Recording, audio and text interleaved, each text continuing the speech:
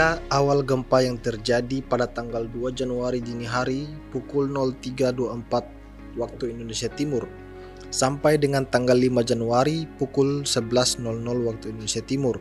Data yang dicatat oleh Balai Besar Meteorologi dan Geofisika Wilayah 5 Jayapura atau BMKG telah mencapai total 392 kali gempa. Namun total gempa yang dapat dirasakan oleh masyarakat sebanyak 41 kali. Data yang tercatat oleh BMKG Wilayah 5 pada tanggal 2 Januari telah terjadi sebanyak 104 kali gempa. Kemudian pada tanggal 3 Januari 2023 sampai dengan tanggal 4 Januari 2023 tercatat sebanyak 94 kali gempa susulan. Dan pada tanggal 4 Januari 2023 kembali BMKG Wilayah 5 Jayapura mencatat ada sebanyak 147 kali gempa. Sedangkan kabar terbaru pada tanggal 5 Januari 2023 hingga pukul 11.00 waktu Indonesia Timur tercatat sudah ada sebanyak 42 kali gempa. Dari pihak BMKG Wilayah 5 masih terus melakukan pemantauan terkait gempa-gempa susulan yang akan terjadi.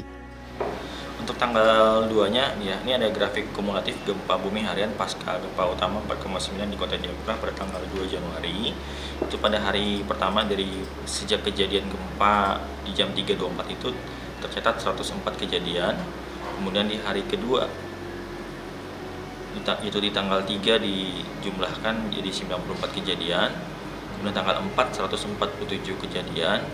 Di tanggal 5 hingga pukul jam 12 kurang 15 ini tercatat 42 kejadian. Kalau dijumlahkan total kejadiannya sampai dengan dari tanggal 2 Januari pukul gempa utama tersebut itu tercatat sudah tercatat 387 kejadian dengan yang dirasakan 41 diantaranya. Yang kita sebarkan selama ini kan gempa bumi ini terjadi diakibatkan oleh sesar yang melintasi di Kota Jayapura. Apakah itu menimbulkan sesar baru di Gunung Siklop? Kami belum bisa menjelaskan secara lebih rinci karena itu perlu kajian yang lebih mendalam lagi begitu. Jadi adalah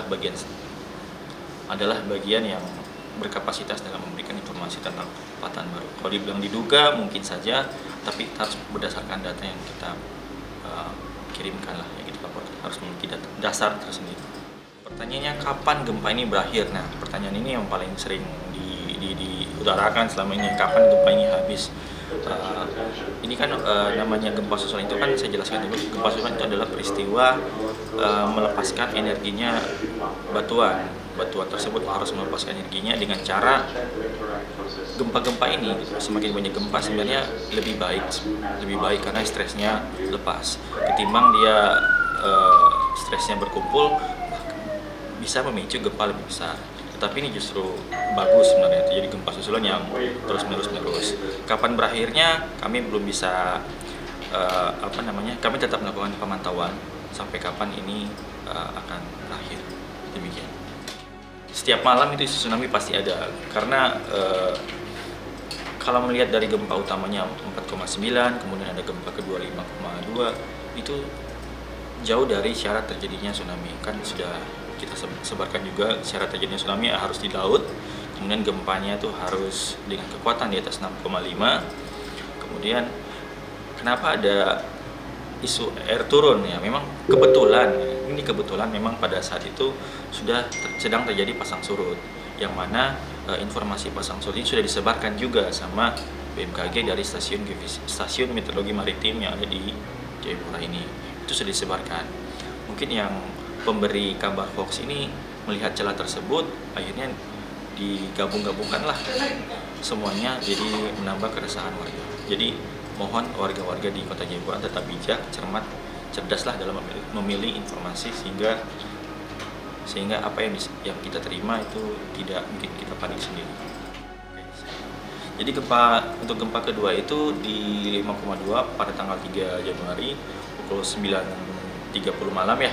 Itu memang tercatat dirasakan cukup kuat, tetapi lokasinya itu berada di laut ya, di laut, jauh dari laut. Tsunami apa enggak? Tidak, karena syaratnya tidak sampai. Menanggapi pertanyaan itu, Kota Jayapura memang pernah dilanda gempa kuat. Mungkin yang paling gampang diingat yang terakhir tahun 2017 kalau nggak salah ya, itu kan terdampak juga di gedung Mall Jayapura, itu kan di gedung aksesorisnya juga runtuh.